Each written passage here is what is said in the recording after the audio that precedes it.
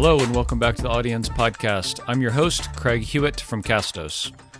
Today, we're going to talk through two things, really. One is to take some listener questions and answer them here on the show. And so, again, listener questions come directly from our Facebook group called Podcast Hackers.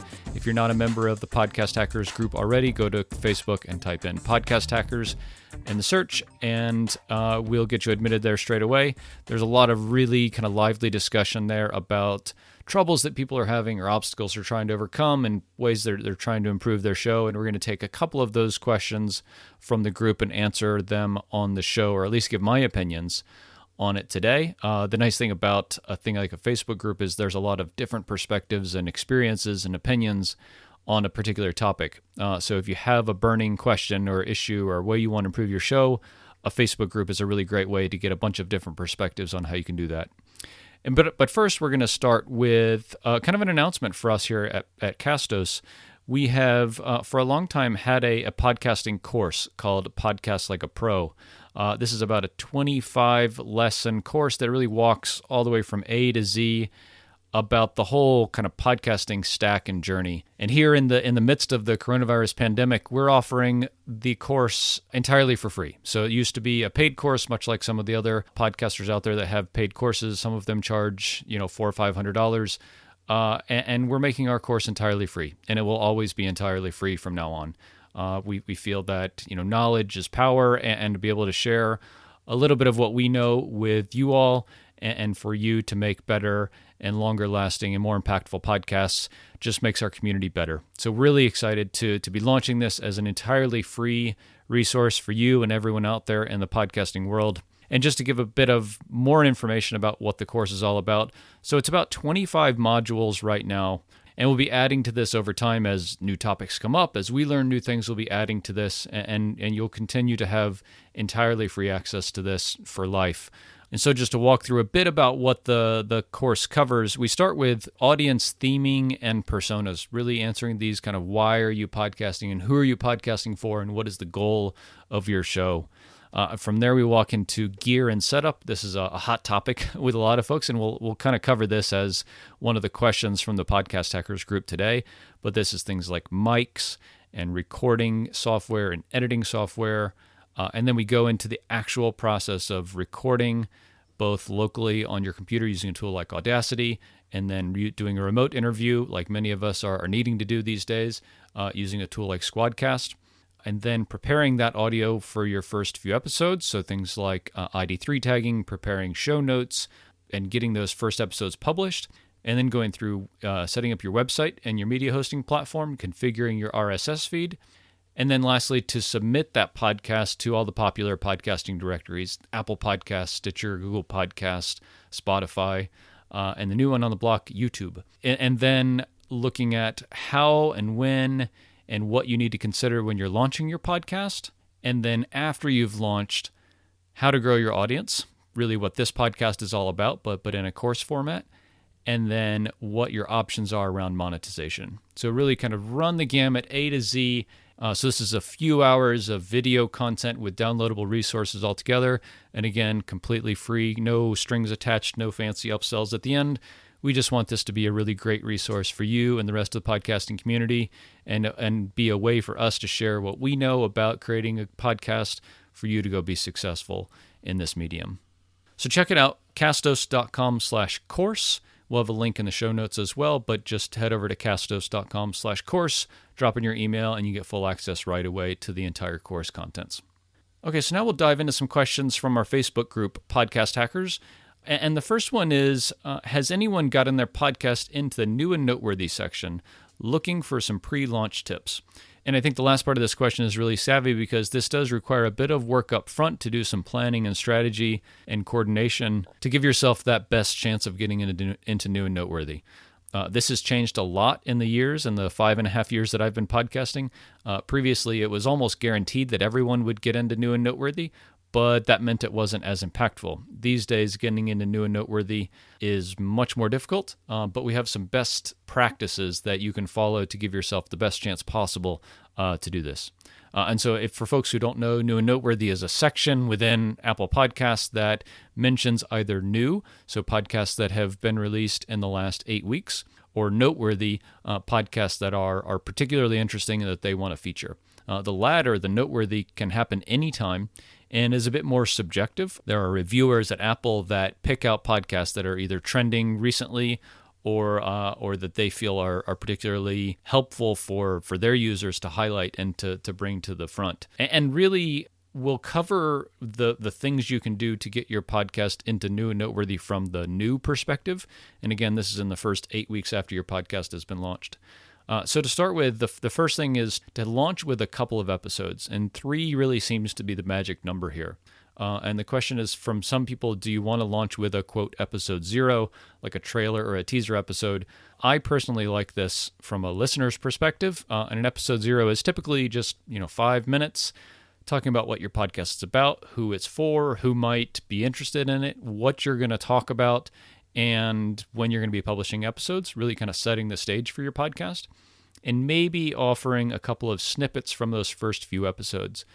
These are the really interesting or intriguing clips or sound bites from those first few episodes to get your audience really excited and engaged before they listen to those first live episodes. And then from there, you want to sprinkle on maybe 2 additional, quote, real episodes.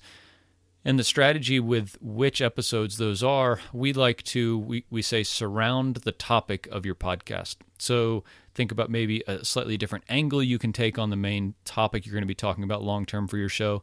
Maybe have a guest on one and have a co-host on another, or a different type of format or different segments within each of those episodes.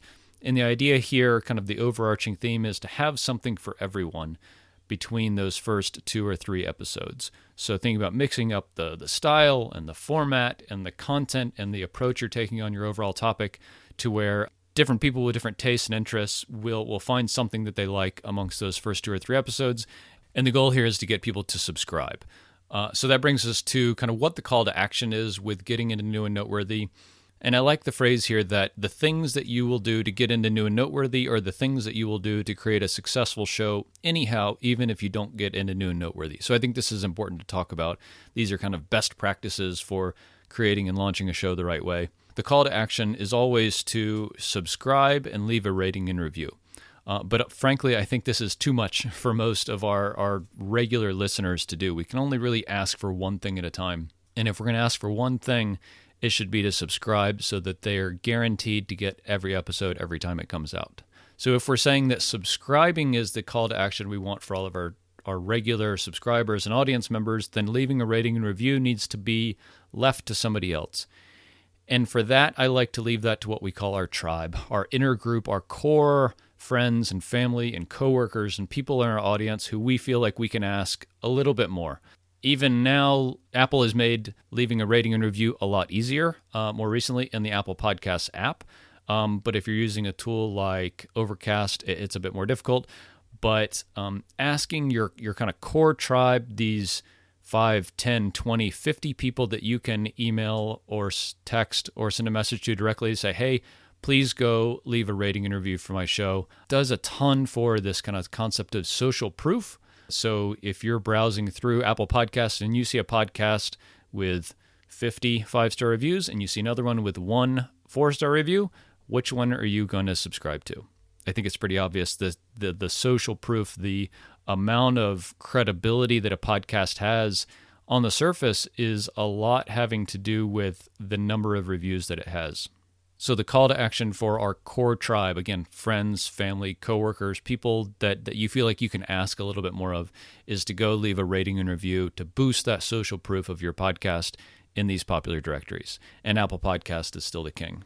The other few things to think about in terms of setting your show up for success is really giving a lot of care and thought to the title and the description and the categories that your show is going to be listed in.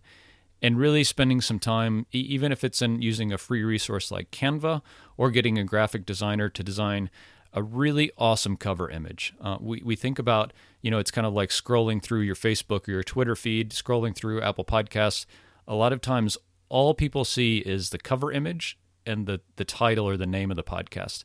And so just think about that when you're designing your cover image and giving your podcast a name, is you want it to stand out, be impactful, be really easily recognizable what it's about and who it's for. And if you feel like you've done a good job of nailing all of those, then you've given yourself the best chance possible to be successful when you're launching your show.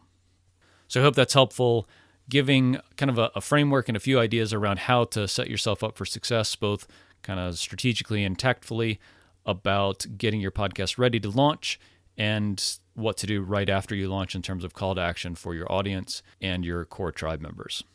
The next question was about working out technical issues to make sure you have clean and professional sound on a budget, of course, is what they said. And this is a really popular one, and rightfully so. This is a different format than a lot of us have ever done before, and getting into new things is scary, to be honest. I remember my first podcast episodes were frankly terrible, and I think anybody who is not a professional, radio host or something will say the same thing. So in terms of working out technical issues, I like to simplify things as much as possible. And we run through this in our Podcast Like a Pro course. Again, castos.com/course, entirely free. We have several modules just on this topic. But I'll cover here as well the kind of basics of what we like to do. So the first is a really good and really forgiving microphone that you don't need a bunch of other gear to use. For me, for my entire podcasting career, basically, this has been the Audio-Technica ATR 2100. They've recently come out with a new model, which is for USB-C, so for the newer MacBooks, the USB-C connector. But this has been kind of the stalwart of the entry-level serious podcaster, I would say. It's about $75 on Amazon. I think the newer one's maybe $100. And if you're getting up into the $100 range, you also could check out the Rode Mini USB. And we'll have links to each of these in the show notes for this episode.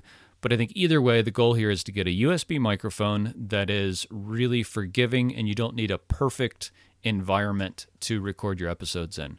And that's really the key, is that getting a microphone like the Blue Yeti is a really fantastic and really sensitive microphone. And if you're not in a sound studio, it's going to sound really bad. And a lot of us are not in professional sound studios, so we need a really forgiving mic.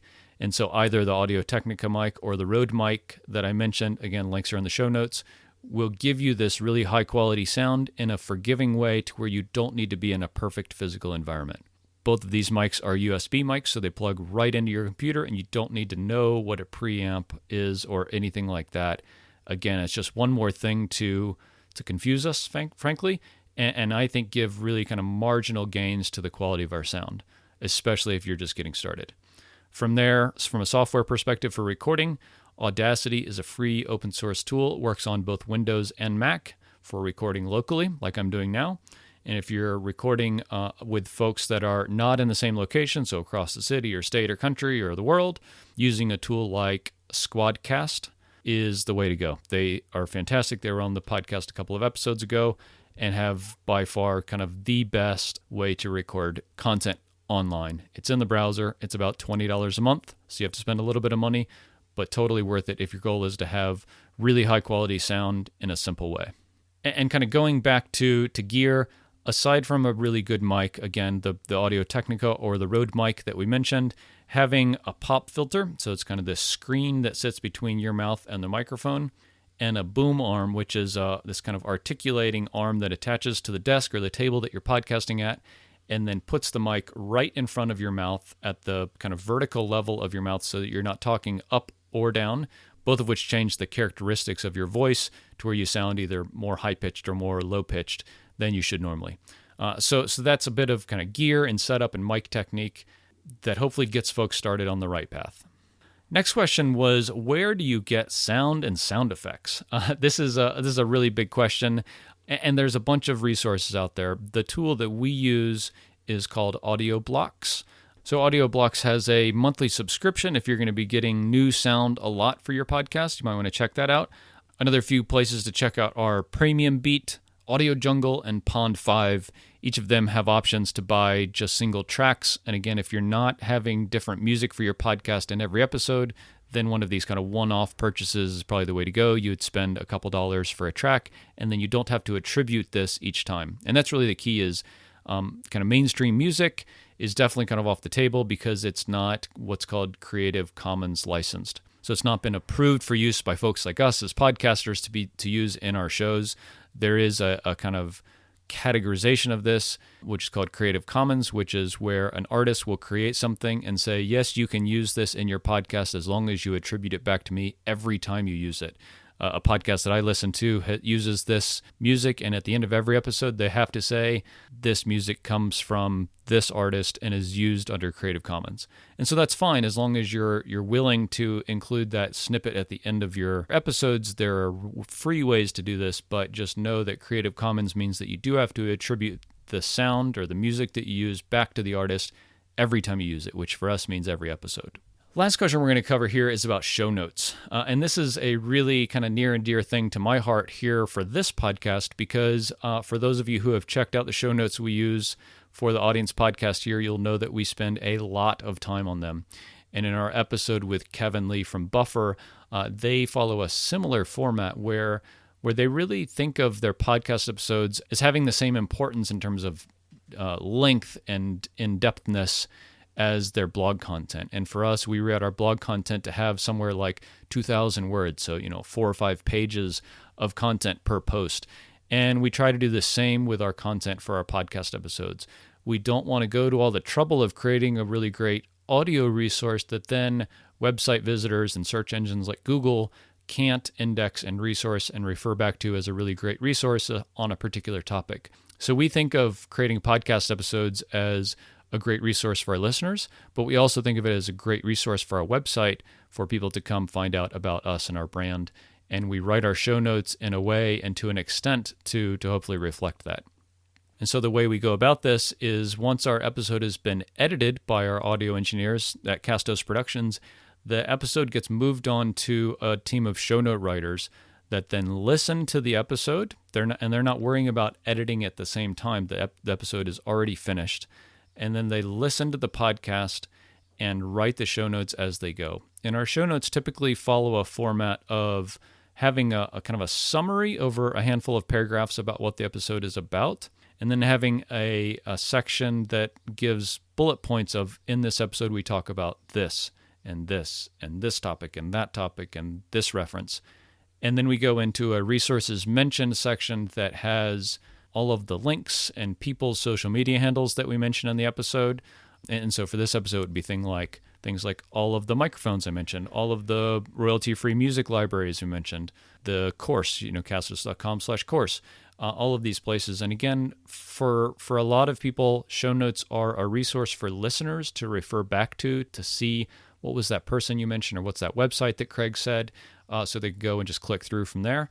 But it also it should be kind of a written account of your podcast, and that's why the top sections there try to summarize what the show is about and then give a really clear and concise bulleted list of the topics that we discuss in each episode. So I hope that helps. But we do listen back to the whole episode from start to finish and write the show notes as we're listening, and so it takes about twice as long as an episode is.